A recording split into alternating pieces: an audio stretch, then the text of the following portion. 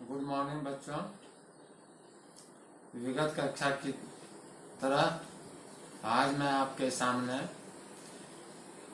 हरिशंकर परसाई के परिचय के बाद प्रेमचंद के फटे जूते पाठ लेकर के प्रस्तुत हूँ।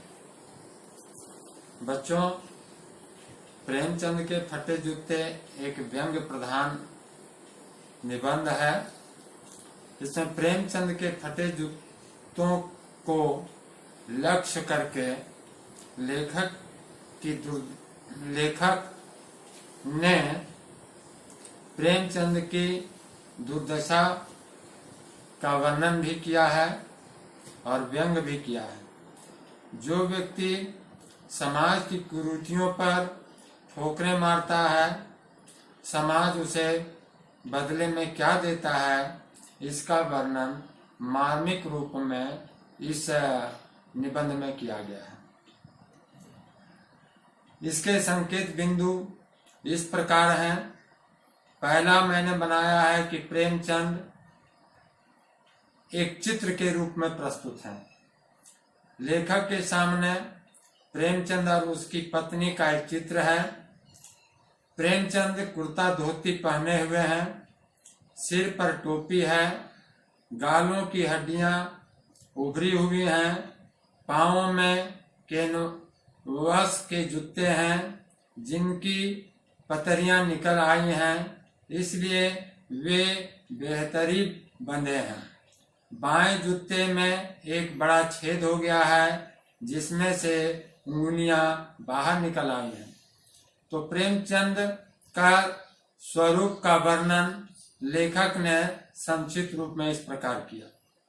दूसरी बात यह है कि लेखक चिंता में क्यों है। प्रेमचंद के फटे जूते देखकर लेखक चिंता में पड़ जाता है। फोटो खिंचवाते समय पोशाक का यह हाल है तो वास्तविक जीवन में क्या रहा होगा। परंतु फिर विचार आया कि प्रेमचंद अंदर बाहर की अलग अलग पोशाक रखने वाले इंसान नहीं है।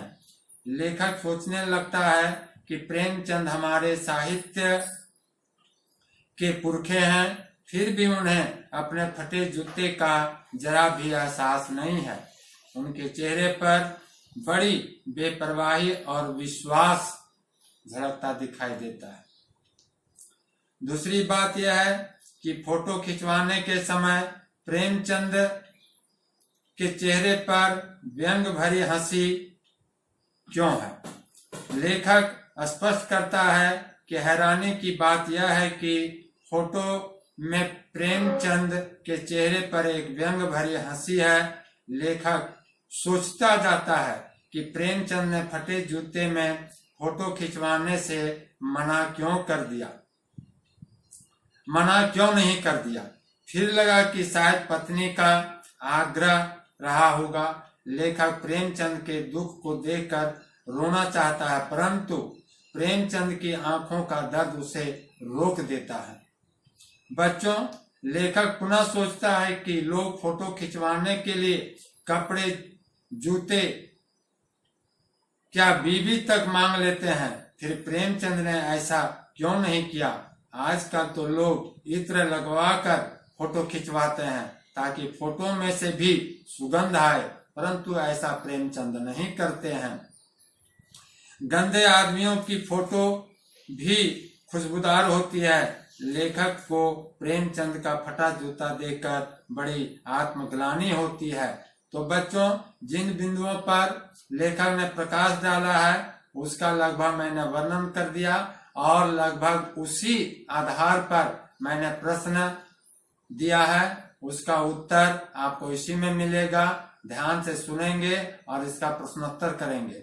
बच्चों, एक सूचना मैं आपको देना चाहता हूं, वह यह है कि आगामी सप्ताह में मैं क्लास टेस्ट लूंगा। इसके लिए पाठ्यक्रम है लहासा की ओर, रसखान के सवैये और समास। ध्यान से सुनेंगे। लहासा की ओर, दूसरा है रसखान के सवैये और तीसरा है व्याकरण से समास।